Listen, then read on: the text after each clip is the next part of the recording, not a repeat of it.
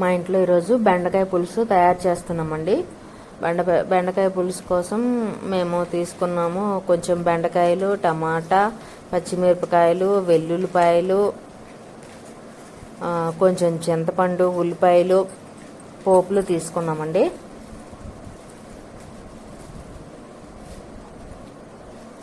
పోపులు ఒక పాత్రలో నూనె, పోపులు వేసాము. స్టవ్ వెలిగించుకొని స్టవ్ మీద పెట్టామండి.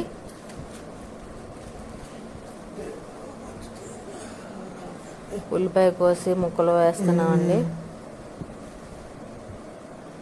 పచ్చిమిరపకాయలు కోసుకొని వేసుకున్నాము.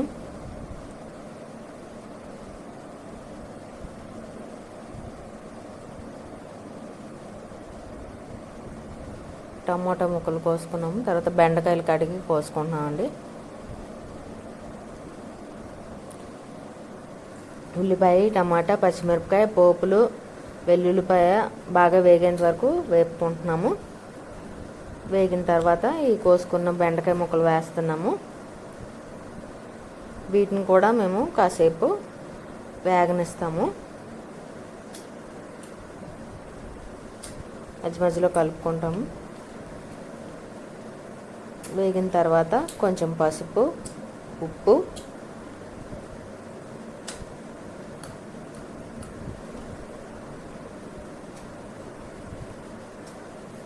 కారం కూడా వేస్తున్నామండి.